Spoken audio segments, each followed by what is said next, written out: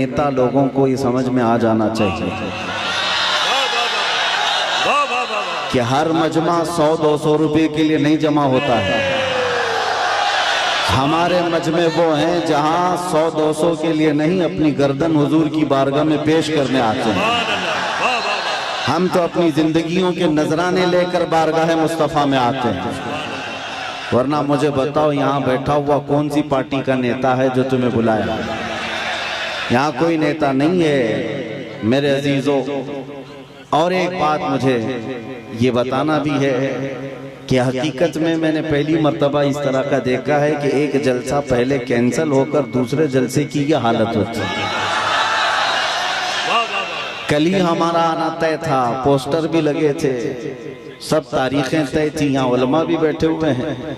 इससे पता ये चलता है, अगरचे कल संडे था, वो तो मेरी आंखों की शदीद तकलीफ की वजह से एयरपोर्ट से फ्लाइट मिस हो गई, और वैसे शौक से मैं काला चश्मा लगा कर नहीं बैठा हूँ। मगर ये बात समझ में आती है कि कल हमारे किसी साहब ने कहा यहाँ से कि संडे था और पब्लिक थी, मजमा था। हम आज यहाँ आकर के बताते हैं कि सुन्नियों के यहाँ कोई संडे नहीं होता।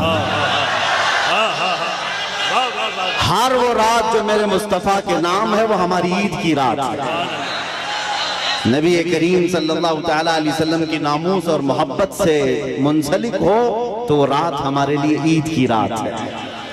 और लोग ये अभी भी ये पूछने में लगे रह गए दलील, अभी भी ये बातें पूछने में लगे रह गए दलील के शबे मीलाद का सबूत कहाँ है। बल्कि हम तो ये कहते हैं जिस रात नबी का तज़किरा हो जाए वो हमारे लिए ईद की रात है। और ये बात भी बता दूं कि ये कहाँ से साबित है, ये हम सुन्नियों की किस्मत से साबित है।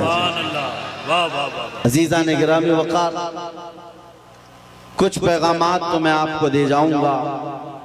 आप रात के इतने वक्त तक यहाँ पर इंतजार कर रहे हैं, बहुत सारे खड़े हैं, बहुत सारे दबे हैं, जिस हालत में भी हैं।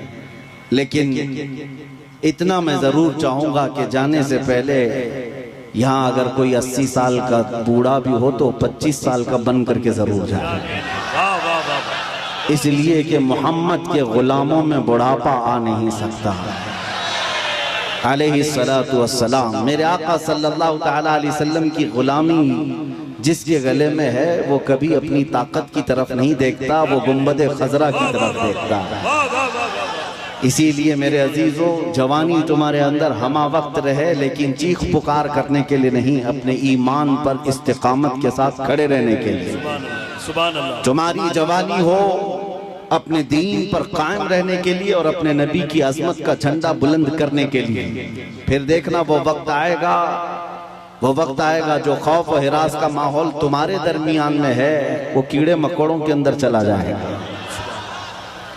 और वैसे भी आज ही की बात है, आज ही की बात है, कुछ पाखंडियों को दिल्ली की सरजमीन पर प्रदर्शन करते हुए देखा। मेरे अजीजों, ये बार बार की बात है, कुछ लोग आए वहां प्रदर्शन करते हुए, उन्होंने ये ऐलान किया कि मेवात में, नूह में जो फसादात हुए, मुसलमानों ने ऐसा किया वैसा किया। और फिर उनके जो वो बड़ा पाखंडी है, कई 6-6 महीने के बाद जो बाहर आता है, उसने कहा कि बार बार मैं एक जुमला सुनते आ रहा हूं उस पाखंडी से।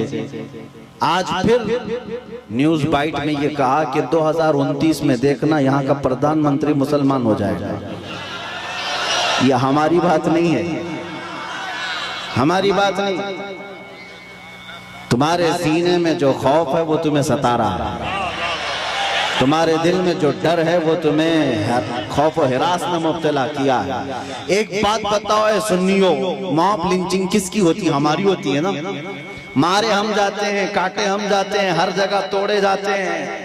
हम लोगों को आज तक 70 साल से फुटबॉल की तरह तुम खेलते आए हो, हमारी पूरी जमात को टुकड़ों में तुमने तब्दील कर रखा है। हमारे पास क़ियादत नाम की चीज नहीं रह गई, सियासत में हमारा नाम नहीं रह गया, कुछ नहीं है इस जमात के पास। सुप्रीम कोर्ट के रिटायर्ड जजेस कहते हैं कि मुसलमानों की हालत हिंदुस्तान में दलित समाज से भी नीचे आ चुकी है। फिर मैं पूछता हूँ, जब हम इतने टूटे बिखरे गरीब हैं तो ये दज्जाली मीडिया में 24 घंटे हम क्यों हैं? सारा डिबेट हम पर क्यों होता है? सारा डिबेट हम पर क्यों होता है? सबके निशाने पर हम क्यों हैं? मेरे अजीजों, क्या ये अकल में आने वाली बात नहीं है तुम्हारी? तुम सोचते नहीं अगर हम कुछ नहीं है तो जिक्र इतना क्यों है? क्या कहने? वाह वाह। जो कुछ नहीं है उसका जिक्र होना ही नहीं चाहिए। एक तरफ तो तुम कहते हो इनकी तादाद बहुत कम है, ये टूटे बिखरे हुए हैं, पंचर पुत्र नाम से भी तुम पुकारते हो, लेकिन पूरी इतनी बड़ी मेजॉरिटी कौम को अगर किसी कौम से डराते हो तो हम ही हैं। तुम्हारे पास डराने के लिए कोई और ताकत नहीं, मुसलमानों को लेकर डराते हो।